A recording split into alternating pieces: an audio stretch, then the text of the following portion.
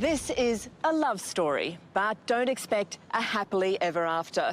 Not when it entangles one of this country's biggest drug lords and his young lover. Blonde, beautiful and bloody-minded, prepared to calmly organise the execution of two innocent men. It's a soap opera-like saga spanning 7 years. Love letters, secretly recorded phone calls, an arrest on a crowded city street, jail sentences and betrayal. It's the story of Charlotte's Web. Charlotte Lindstrom hails from a middle-class suburb in Stockholm, Sweden. Her parents would later say she had no particular ambition, she just wanted to be special. When Charlotte was 19, she came to Australia with a group of school friends and met Stephen Spallavero, an older man by 18 years. Stephen and Charlotte's love story began when she was working on the door at a gentleman's club that Stephen owned.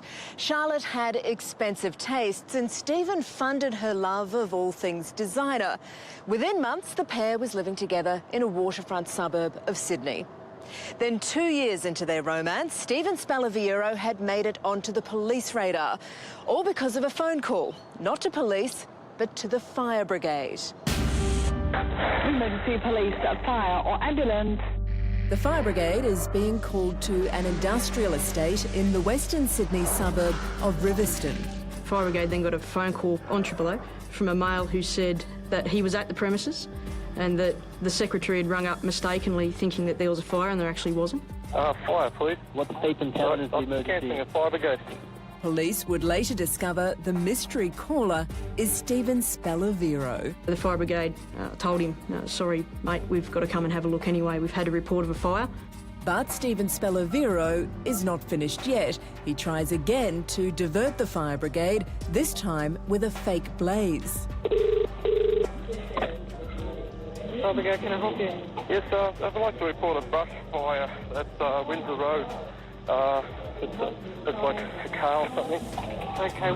But it's too late. The fire brigade turned up and still fearing that there was a fire inside, they used some bolt cutters and cut through the padlock on the gate and then broke into the factory. No fire, but something Stephen Spallavero didn't want the fire brigade or police to ever see. And found what they believed to be a drug lab. And it was enormous. One of the most sophisticated, extensive setups police had ever seen. This is the actual police footage from the crime scene. When I first walked in, I was shocked at the pure scale and the size of the equipment inside the laboratory. Large stainless steel vessel and a 300-litre pressure vessel. Those vessels would be used to mix the substances to make drugs. Working in the area of drug labs for so long, if we found a lab that had a 20-litre reaction flask, we were quite excited. We considered that to be a large lab. There were three 300-litre stainless steel vessels and a large 780-litre vessel. Another 1,000-litre plastic drum, browny coloured liquid which looks like it has an oily scum on top. There were two 50-litre beer kegs on the ground with specially manufactured condensers attached to them that were undergoing distillation at the time, so the drug was being distilled. But it's what police are about to find upstairs that will really surprise them. On the ground was some electric blankets covered in orange plastic. On top of the orange plastic was this brown powder, which turned out to be MDMA or ecstasy. There's about 6 kilos just laying there drying. The electric blankets were turned on. 6 kilograms of pure ecstasy. Bag after bag of drugs packed as evidence. 1.140 kilos. Police are far from over. In the room next to the orange plastic were 3 tablet presses. One of them had some powder in one of the hoppers, so it was ready to press some tablets out. This is where the ecstasy pills would be pressed and stamped. The whole process from taking the precursor chemical through to the final drug and leaving there as a marketable product on the street was all taking place within the lab. In the vessels downstairs, the drugs would be brewed. The ecstasy would be dried on the orange plastic before being fleshed out with other chemicals and pressed into a tablet form. And the amounts of drugs are massive. All up, police find 40 kilograms of pure ecstasy. That would be worth $127 million. I knew I probably wouldn't see another drug lab that size. It was massive. It takes police 2 days to package up all the evidence, including any clues. Police confiscate a pair of Louis Vuitton shoes and a gas mask. These items will later become crucial to the drug investigation, one of the biggest Australia has ever seen. Then police find a lease for the property. We also got in contact with a real estate agent in Riverstone who leased the premises, and he had told us that he had leased it to a company called K&M Machinery, and the signature of the leasee was John Walker. And it was a false address, and checks that we'd made on our own police computer system, John Walker, as far as we were concerned, did not exist. He didn't have a driver's licence, he didn't have a home address. So straight away I started to think that it was a false name. John Walker is an alias. It's not long before police get a tip-off. The man using the alias is in fact Stephen Spellavero. Over the next 12 months, detectives desperately try to get evidence on Stephen. They tap his phones, gather intelligence on him. They know where he's living and with whom. His lover, Charlotte Lindstrom. Detectives also go to a company that makes the equipment found in the lab to see if anyone can identify Stephen Spellavero as the drug lord. A number of workers at the machinery factory remember selling the same equipment that was in the drug lab to a man called John Matthews. John Matthews, or Stephen Spellavero, purchased that much equipment that he was actually added to the Christmas card list. Police show the witnesses a list of photos, asking them to pick John Matthews. They make their selection. They had identified Stephen Spellavero as the man they know as John Matthews. I knew I was probably getting close to being able to charge Stephen Spellavero with the lab at Riverstone. The workers from the machinery company are prepared to testify against Stephen Spellavero. They become the key witnesses in the drug case. Their evidence could see Stephen Spellavero put away for life.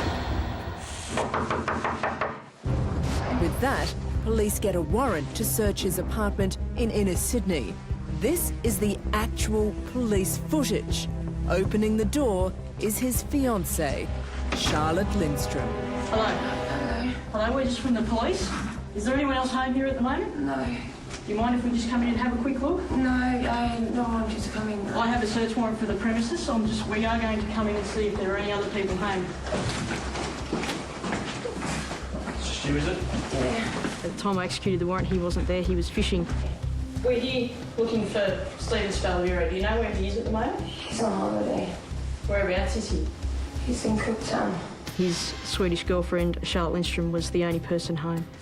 With me I have Miss Charlotte Lindstrom, the occupier of the premises. Charlotte, I'll just show you the search. This is a valid search warrant for the premises. So what are you here for? Can I just ask? Yeah, that's outlined here. This is what in particular we're looking for, but it's not limited to what is listed there either. She appeared to be quite confident that the police wouldn't find anything to implicate Mr. Spellavero in any drug lab. But what does Charlotte really know? Is there something to find? Something even she doesn't know about?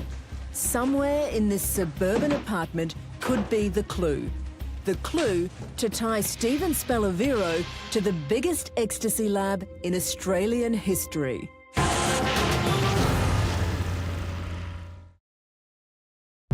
Police are in the middle of a search of an apartment in inner Sydney.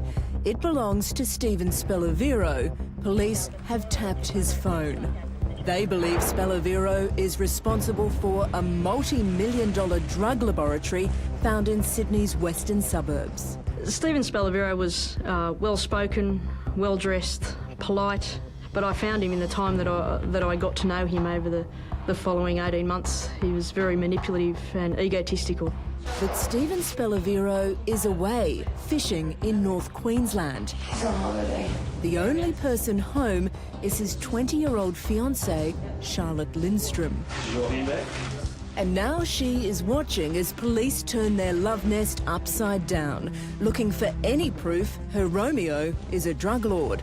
In particular, anything that links Stephen to the drug lab at Riverstone or the aliases that were used. We were more looking for evidence of the use of aliases, any business cards in those names, which we knew that he had. Police scour the house. With Charlotte looking on, police make a find, high on a shelf. Just appears to be a amount of cash underneath a pair of gloves. Several $1,000s by the look of it.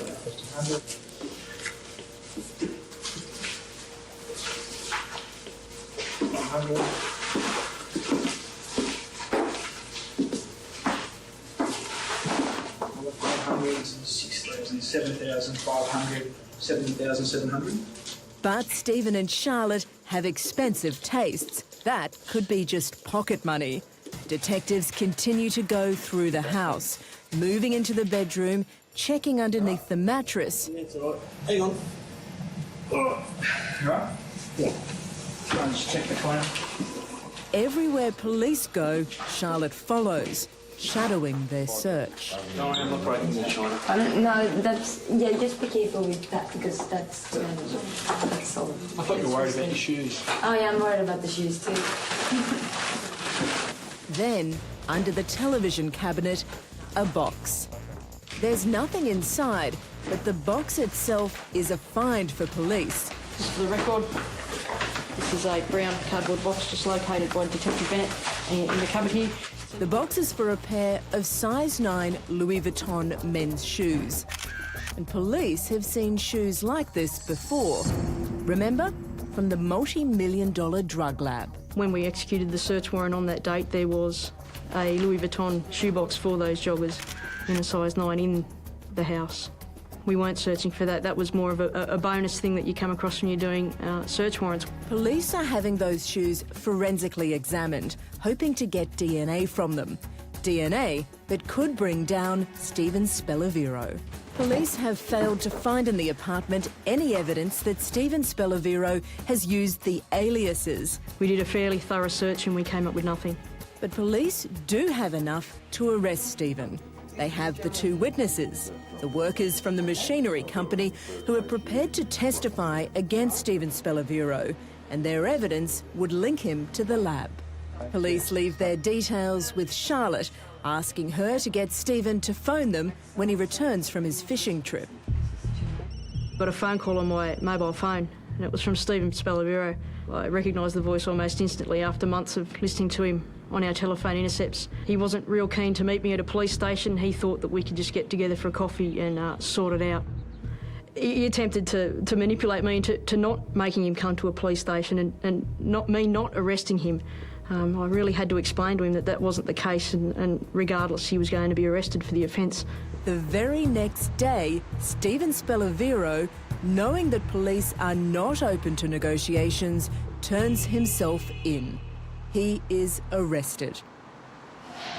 Stephen Spallavero is charged with manufacturing a large commercial quantity of a prohibited drug. He will have to stay in Silverwater Jail until his next court hearing. The most damning evidence police have is the testimony of 2 witnesses, the workers from the company that sold the equipment police found in the laboratory.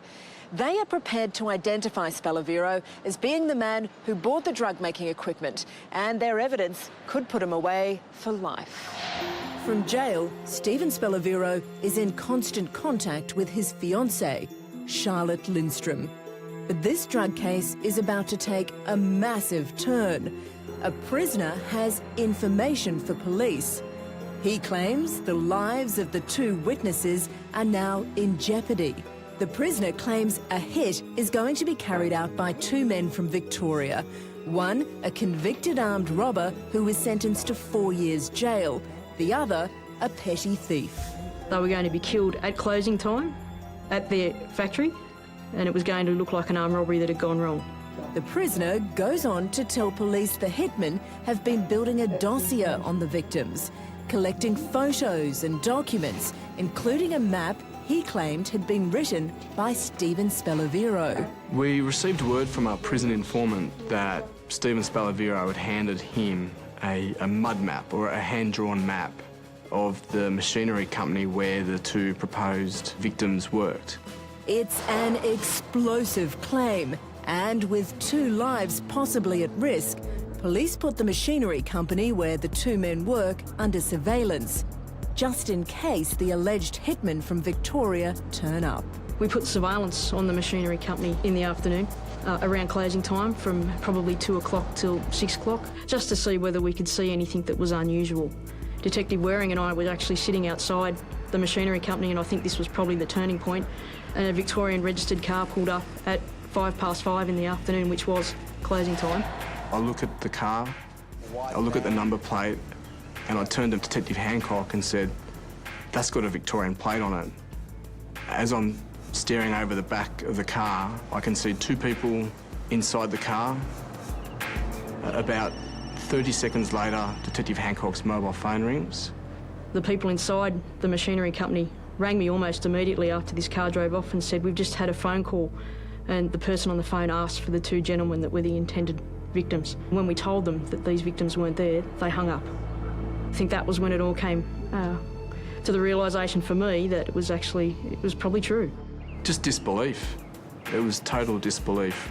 I mean, I still get tingling on the back of my neck when I think about that afternoon, because it was just so surreal. The machinery company also disclosed to me that they'd received a number of other strange phone calls around closing time previously. On each of these occasions, the person on the phone would ask for either of the intended victims, and when they were told that they weren't there or weren't available, they'd just hang up. We'd already obtained the registration of that vehicle, and when we got back to the office, we did a number of checks, and the offender was silly enough or stupid enough to drive his own car that was registered to him. So from that point on, we had a suspect. The threat seems real. Stephen Spallavero is still in prison, and he knows every phone call he makes is monitored. It was very hard to ascertain what they spoke about because they used a lot of different codes. From those calls, police learned Charlotte is meeting up with one of the men she believes will do the hit, and police are watching. Charlotte has no idea police have infiltrated her web, and the detectives are about to get the ultimate proof she's plotting a double murder. Police are watching as Swedish socialite Charlotte Lindström walks down a street in Sydney City. She's with one of two men who she believes will murder two witnesses prepared to testify against her boyfriend, Stephen Spallavero. He's accused of being a drug lord, responsible for a $127 million drug laboratory. But now, there's been a change of plan. The hit has been taking too long. Charlotte believes she's found a new hitman, someone else to carry out the killings, and no longer needs the services of the two Victorian men. The pair were paid in advance, given $100,000. In that white shopping bag is $70,000, a refund. This is the actual audio of Charlotte telling Stephen in jail what's happening with the money. Is everything all right? Yeah, no. You worked the bill out with her? No, she gave me $70 now, and she's going to give me another $30. Oh, okay. Well, that's all right. Yeah. Yeah. When? Saturday. Oh, good. Okay, excellent. All right. Even though the Victorian men are no longer involved, police are convinced there is still a plan to murder the two witnesses. With the lives of two men on the line, investigators can't take any chances. They keep listening to all the conversations, everything Charlotte says. Through her phone, we got a lot of information and coded messages from Stephen. It was very hard to ascertain what they spoke about because they used a lot of different codes. In one conversation submitted as evidence, Stephen and Charlotte talk about the solicitor, as they call him. Now that is one of the codes. Charlotte would later tell the court she believed solicitor meant hitman. If you need to see the solicitor, you're going to have to get everything ready, you know? Yeah, well, it's ready as soon as it arrives in the mail. Okay, all right. Yeah, but I can't do more than wait for paperwork, and I'm Yeah, seeing true. him today. So Okay. he's going to let me know what I need to do, so that's what we're going to do. Oh, you're going to call him later? But without knowing for sure what codes the pair are using, it's still not enough for officers. Nothing had come out to say, I want them killed. For police to make an arrest, they need to be entirely sure. They must be patient. They listen to conversation after conversation, until finally this. Do you know, does he want these people in a hospital? Does he want them in a cemetery?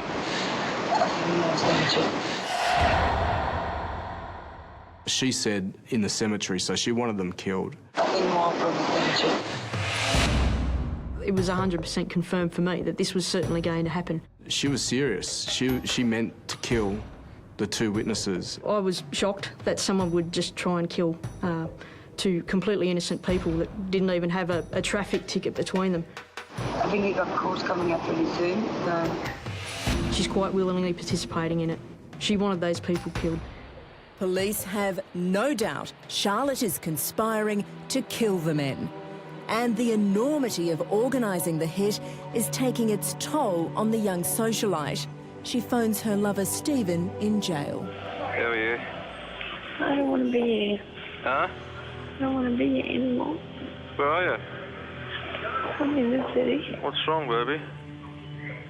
I don't think this is funny. Huh? I don't think this is funny. Oh, no, honey, I'm sorry to put you through, but that's it now. Listen, I'm going to go, eh? I'll leave you Why? alone because you're upset. So you're going to just leave me when I'm upset? No, I'm just saying, you know, talking. So I'm going to sit here and cry by myself? Just keep it together, huh? Yeah, no, I just don't want to see those people, that's all. Just shut up. Talking rubbish about fucking shit. I don't know what you're talking about.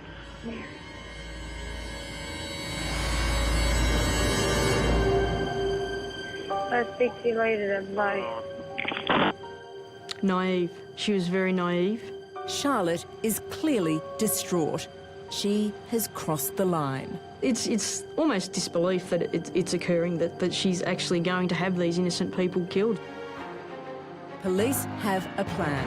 What happens in the next 24 hours will change Charlotte's life forever.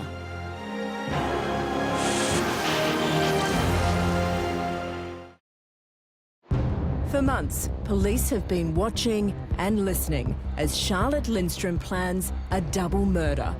The targets, two witnesses whose damning evidence could send her boyfriend to jail for life. Police have heard Charlotte planning the contract killing.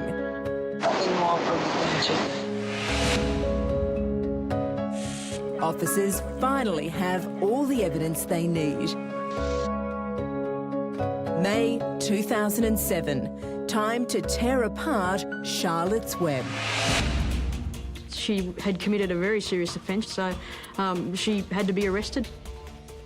It's mid-morning in Sydney's CBD. Charlotte has no idea she's being watched or what's about to happen.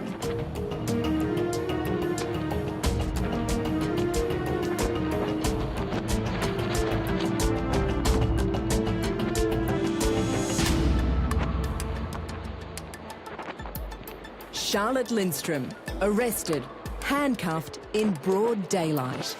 The well-heeled Swedish beauty accused of organising a cold-blooded killing.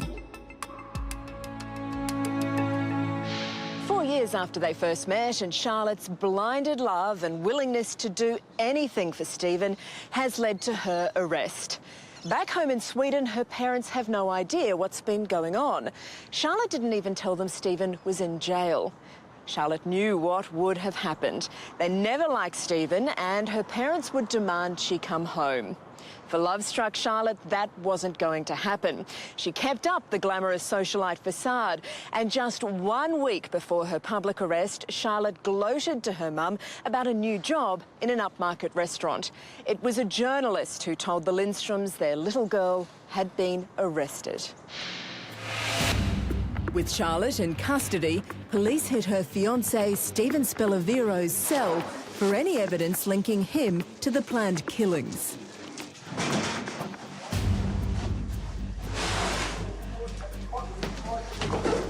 We're going to take everything in that, the briefs, everything. Take all? Yep. So my diary, this was in the end tub with various food products. It's got various notes in it. Near the front of it there, names and phone numbers. In his cell, they find photographs of Charlotte, memories of a life now so far away for them both. We also, at that point, informed him of our investigation to date and that we had arrested Charlotte Lindstrom sometime earlier. Charlotte's been arrested in town. Yes. They're organising to kill. When was that? Today. Today? Myself and Detective Senior Constable Hancock, you already know her. We're going to speak to you later in the week, okay? Where all the evidence that we've got will be shown to you and you'll be charged for conspiracy or solicit to murder. Do you understand that? Has Charlotte been charged? Yes, she will be charged. Okay? While police finish up with Stephen in his cell, other detectives are with his girlfriend Charlotte. She's been searched at the police station, and now detectives have taken her back to the apartment she once shared with Stephen Spellaviro to search for any further evidence.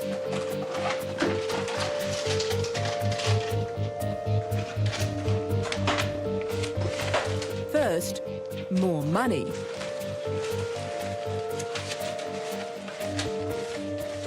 Appears to be $1,000. Next, the bedroom. There's a small notebook, top drawer, left-hand side of the cupboard.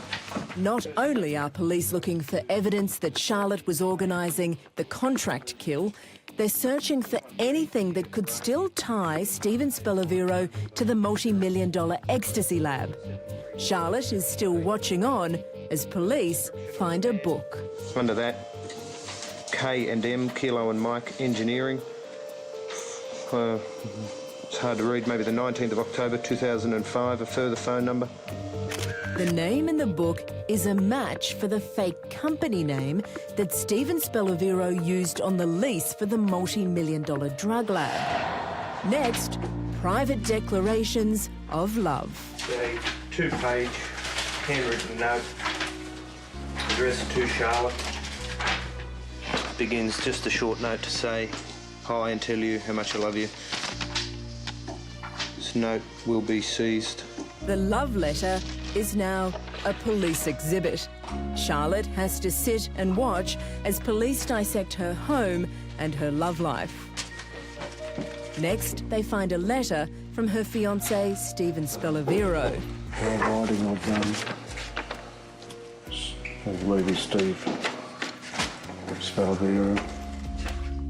It was written by Stephen on a flight back from Sweden after meeting Charlotte's family. It was penned before he was arrested for the massive drug lab, before Charlotte organised the killings. It was written with the intention they would live happily ever after. I just want everything to be perfect. I want to go all the way with this and build a perfect life in our beautiful home. I love you and will do anything to make this work. But even love has its limits. Charlotte, knowing she faces prison time, agrees to betray her lover. Reveal to police intimate details of Stephen's million-dollar drug enterprise. You're about to see Charlotte Lindstrom go from socialite to criminal to informant.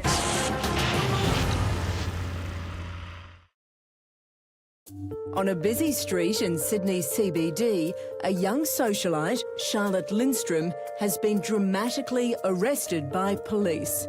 She was plotting to have 2 witnesses killed. They're going to testify against her boyfriend, suspected drug lord Stephen Spellavero.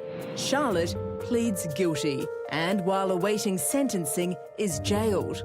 Her boyfriend Stephen and the 2 alleged contract killers from Melbourne are also charged with conspiring to kill the 2 witnesses. Stephen Spellavero and the 2 Victorian men plead not guilty and go to trial. The jury has played footage of Charlotte organising the contract kill and hears the phone conversations between Stephen and Charlotte. But Stephen maintains he was just trying to discredit the witnesses, dig up dirt on them, not have them killed. He is adamant Charlotte acted alone. A jury agrees. After 48 hours of deliberation, Stephen Spellavero and the 2 men from Melbourne are found not guilty of organising a contract killing. Spellavero's lawyer issues a statement that while Charlotte acted on her own, Stephen acknowledged she was motivated by love. But police are not finished yet. Stephen Spellavero is still accused of being a drug lord. There's still the matter of the multi-million-dollar drug lab. And they have damning new evidence to bring him down. Charlotte has committed the ultimate act of betrayal. She's done a deal with police to give evidence against her former lover in the hope of a lighter sentence. Charlotte will spill the beans on Stephen's massive drug operation and not just the ecstasy lab at Riverston. The assistance that she gave me and the statement that she gave me were brilliant and corroborated a large amount of evidence that I gathered in relation to the other drug labs that I ended up charging him with. Her memory and recollection of her time with Stephen Spellavero was spot on. I drove around Sydney with Miss Lindstrom in the car and took her to the addresses, and she explained where Mr Spellavero had certain things set up, what things looked like, what they were doing, what he was doing. Handcuffed, Charlotte takes police to a number of different sites that at one time had been used by Spellavero. Charlotte, what can you tell me about this factory that we're at here?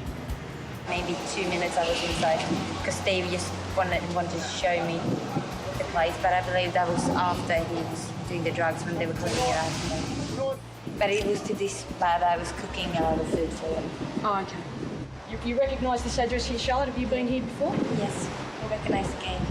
So you would have walked through this way, is that true? And yet another clandestine drug lab location. I think it was some type of things going on around there as well. But, okay. And then I think the machinery was kind of in the area over here. Okay.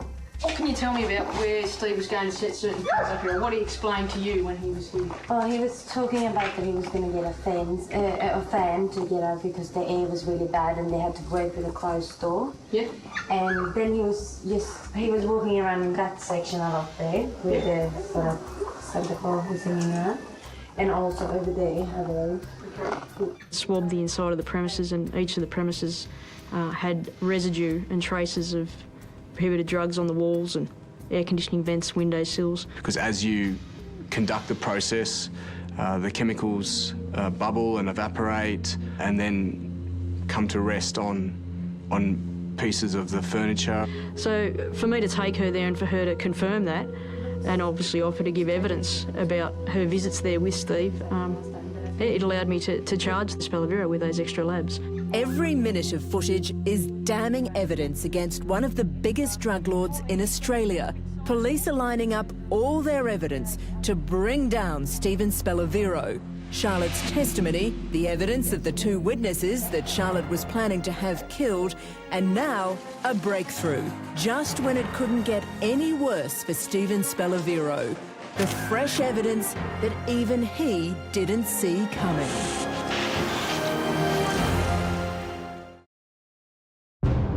Swedish model Charlotte Lindstrom is in jail. For her own safety, she's in special protection in a men's prison in Sydney, awaiting sentencing for soliciting the murder of 2 men. On the other side of town, in another jail, is her one-time fiancé, Stephen Spellavero. He's up on drug charges for a $127 million ecstasy lab. And police now have the final pieces of the puzzle. The ultimate proof, Stephen Spellavero was the drug lord responsible for the massive clandestine laboratory. Remember the designer shoes that police found at the lab? So a sample of his DNA was taken at that time to use as a comparison to some of the profiles that we'd found inside some of the items at Riverstone. If it came back as a positive identification of Stephen Spellavero, I thought it would be the icing on the cake for the investigation. We determined that Mr. Spellavero had the same DNA profile as the DNA recovered from the Louis Vuitton shoe. Police also tested the gas mask, which had Stephen Spellavero's DNA on the inside. We did a further analysis on that respirator as a result of the DNA being found, and in the filters attached to the outside of the respirator, we discovered that ecstasy was present in those filters. The only way that residue could be found in the filters was if he was standing over, physically standing over the manufacture process or the reaction whilst it was cooking.